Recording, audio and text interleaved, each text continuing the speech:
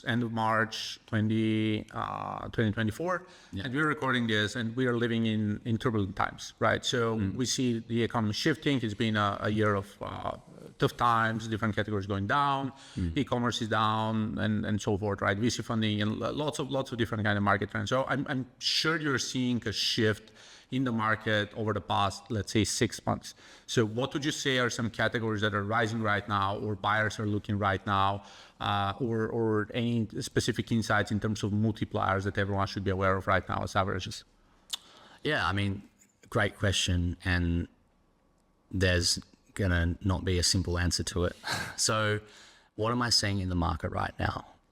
I think it's no secret that the last couple of years, there's been this awesome investment in VC pumping money into businesses to give them the ability to grow and hit certain targets and innovate. That's fantastic. That's how the world develops.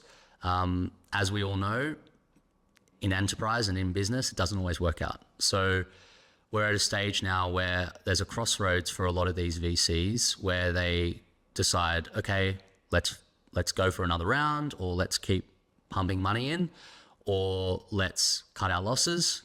And it's still a good business, but the portfolio company is still a good business. It's worth something. It's profitable. It's just not hitting the targets that we thought that we're going to hit. Or thirdly, the business is completely loss making. It's costing us a lot every month. It's time to go.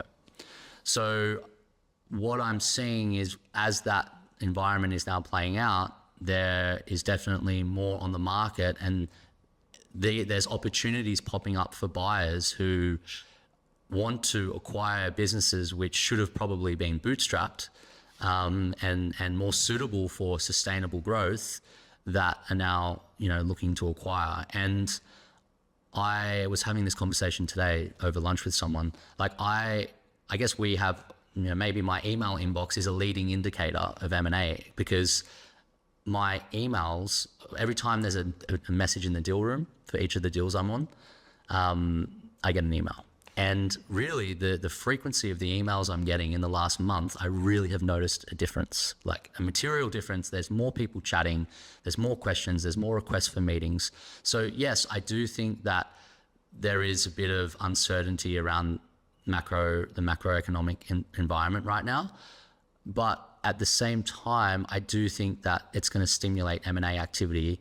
And I do think that there's still opportunity for both buyers and sellers to get a favorable result. Like I think also from the seller side, I'm working on a deal right now. It's a portfolio company of a VC. We're very close to signing an LOI.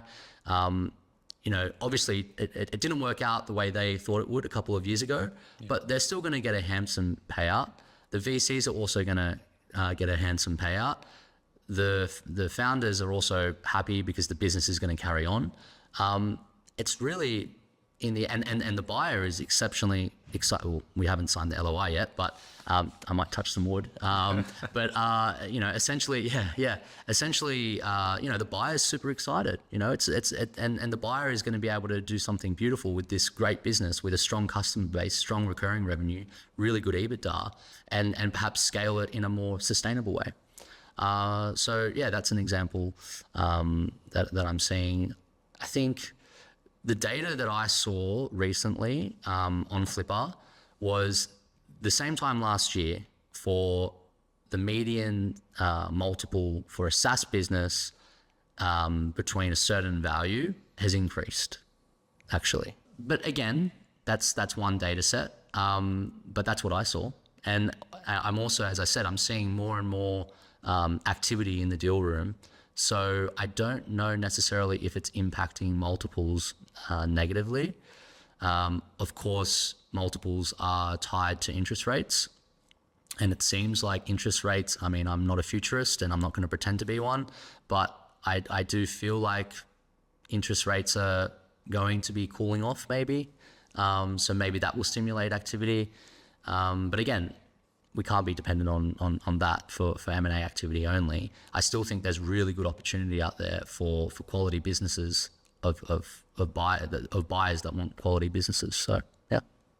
Yeah, I'm fully with you here. And even though the last Fed meeting, they still confirmed that it was just a couple of days ago, still confirmed that the interest rates are going to stay the same. Yeah. They're probably going to start dropping in July, and they've almost promised 3 drops with 0.25%. Okay, well, there you go. Yeah. We are seeing the light at the end of the tunnel, one way or another. Even though we don't have the timing yet, we know that it's about to become better at some point in time.